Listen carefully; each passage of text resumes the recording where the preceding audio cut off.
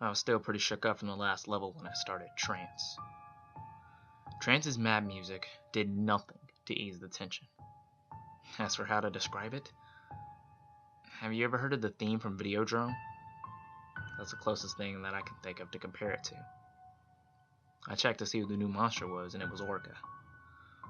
A monster who didn't make his film debut until 2000, appearing in a game made in 1988. Well, so much for my theories about Tyrannosaurus and Biolente. There's no way this game was made in 1988.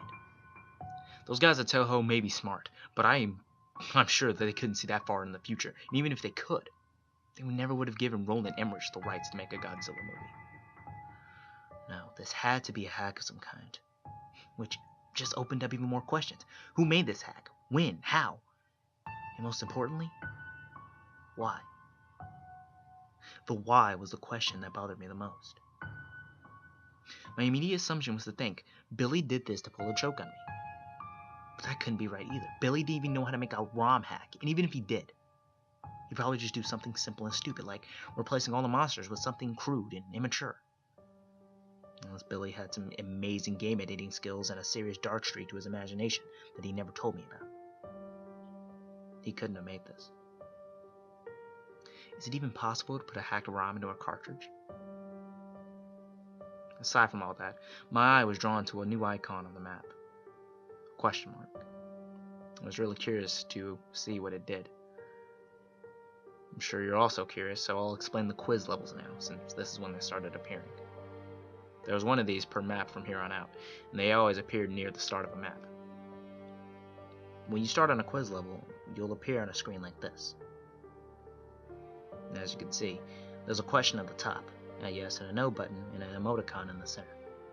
I'll refer to the emoticon as face. Real convenient, I know. I'll refer to face as the one asking the questions, for convenience.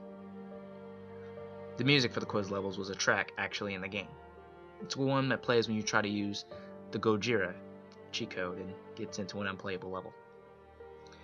Face asks you 12 yes or no questions, and you move your monster to the buttons for your answer. When you answer, the question disappears, and Face changes expressions for about 8 seconds. Then he goes back to neutral, and a new question comes right up. There was no time limit, nor any right or wrong answers. Face has no respect for the player's personal boundaries and will sometimes ask deeply disturbing and personal questions. For example, do you like hurting people? Have you ever killed or raped anyone? Have you been molested by a family member? Other times, he would ask questions that were mind-numbingly stupid. Is the sun hot? Is water wet? Or just flat out ridiculous. Does your dog like the president? And maybe once per quiz, Face will ask you a question about the game. With one exception. Face's expression changes seem to have no effect on the game, except indicating what the game creator thought of your answer. His reactions rarely made any sense, and at first I thought they were randomly generated. The questions never followed a pattern. Face never stayed on the same subject for more than 2 questions. Early on, there were questions that made me think Face was building up to something, only then to ask some stupid garbage. Here are the expressions of Face that I saw while playing. I'll separate them into 2 categories. The expressions I understood and the expressions I didn't. First are the expressions I understood. Face number 1, neutral, the default expression. Face number 2, angry. If you try to attack Face, his expression changes to this, but nothing else really happens. Face expression number 3, sad.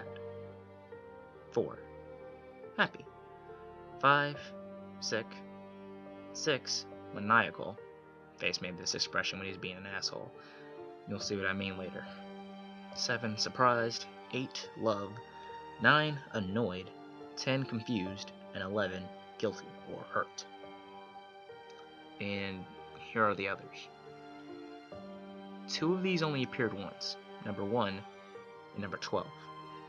And I suspect that they might have been in-game jokes from the creator. Their respective questions were, do you like ice cream and are you a tough guy? As for the questions in the first quiz, luckily, I had a notepad and pen handy.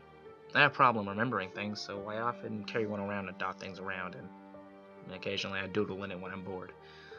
So, when the first quiz started, I thought I'd record what happened. I'm glad I did. Here are the first series of questions, my answers, and Face's reaction. Number 1. Do you like the game? Answer yes. Reaction happy. Are you afraid? Answer yes. Reaction surprised. Are you over 18? Yes. Weird face number 5. Do birds have teeth? No. Reaction love. Is peanut butter good? No. Reaction sick. Does the moon rotate? Yes. Weird face number 11. Have you had a job? Yes. Reaction confused. Do you like hurting people? No. Reaction annoyed. Is the sun hot? Yes. Reaction sad. Do you like dogs? Yes. Reaction happy. Is the president good? Yes. Reaction weird face number 3. Does your dog like the president? No. Reaction angry.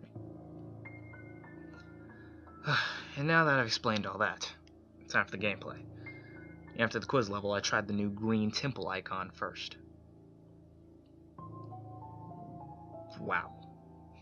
Maybe this is why the game was so weird. One of the designers was clearly drugged out of his mind. Jokes aside, I was quite impressed by the graphics of this level. As disorienting as they were, but I hate those creepy, blank staring statue faces. The music had a hypnotic Indian techno vibe to it. Then there were 2 new enemies in this level. A flying ghost type thing with a trunk, and a bat with a horse skull for a face. They appear at random, but I was lucky to screen cap for them both. Then I proceeded to a blue mountain level. I was expecting another nice calm stroll. I took my time walking through and was completely taken by surprise when this happened. Not Magura came speeding towards me and took quite a bit of my health off with his tentacle screws. It only took me 2 minutes to kill him without having to worry about a time limit, but the boss monsters never showed up in the scrolling levels in the normal game. After this, I was worried as to what other rules the game would break. After another blue mountain stage, it was time to fight Not Varen, whose replacement was one of the most bizarre things in the game. This strange creature attacks you by kicking and opening up his chest to fire heat-sinking missiles? I still don't get it. The missiles were sometimes a pain to deal with, but I found out you could tail whip them out of the way. Not Varen was probably the easiest of the monster replacements. The same, however, could not be said for Not Hidara. Apparently, the source of the horse bats, Not Hidara was the most aggravatingly difficult monster to fight yet, mostly because of his special ability. He could shriek and summon a small swarm of those horse bat things. I know there's only 2 in the screen cap, but every time he did this, about 10 would arrive. The AI took advantage of the distraction and attacked twice as fast while the horse bats were flying around. Once that annoyance was dealt with, I went through a green temple level to kill some enemies to restore my health. Interestingly, none of the horse bats showed up after Not Hidara was killed. And that was when I got an idea. If killing all the monsters make the red face show up, what would happen if I avoid fighting Orga and go straight to the base? So I gave that a try. The game told me that there was no monster there when I tried to start the base level. And immediately afterward, the game took control of my Godzilla piece and moved it in front of Orga. My little trick didn't work, so I tried to prepare myself for another chase, but first, I had to beat Orga. The fight with Orga confirmed another thing. Whoever created this game hack was clearly a Godzilla fan. Not only because they picked a monster like Orga, but because actually they implemented something that happened in Godzilla 2000 in a really neat way. Orga's primary attacks were a punch and a heat beam from his shoulder cavity, but once you got him down to half his health, he did something new. he would expand his jaws and try to swallow Godzilla, in the process stealing your health and energy. But in doing so, he gave himself a new weakness. Firing a heat beam into his mouth would take a devastating 4 bars off his life meter. With that weakness revealed, I soon beat Orga, despite how much I hoped otherwise. A red face appeared on the map where the base was. The music stopped. I readied myself as best I could. I started the level, and seeing it was basically the same as the first, I didn't waste a millisecond before I started hauling ass. I soon encountered obstacles in the form of the ground tiles, suspended in midair. Most of them you could jump over or destroy, others you had to crouch under. About 40 seconds into it, I heard the horrible bellowing roar, and saw the spider beasts following close behind me. Stacks of obstacles barely slowed it down. It would back up and then charge its way through them, smashing them into bits. When the smaller obstacles got into its way, it would expand its jaws and swallow them whole. Admittedly, I was afraid, but with fast thinking and faster button pressing, I escaped him yet again. I felt really excited, so I laughed and said, "Not this time, asshole." I decided to take a screen cap to celebrate. But when I said that sentence, just before the level ended, the monster did something that made my blood run cold. It looked at me. That wave of mortal terror overtook me again. And I sure as hell wasn't laughing anymore. I took another screen cap of the next level title, right before I rushed to the bathroom to splash some water on my face, and to take a piss that I nearly failed to contain.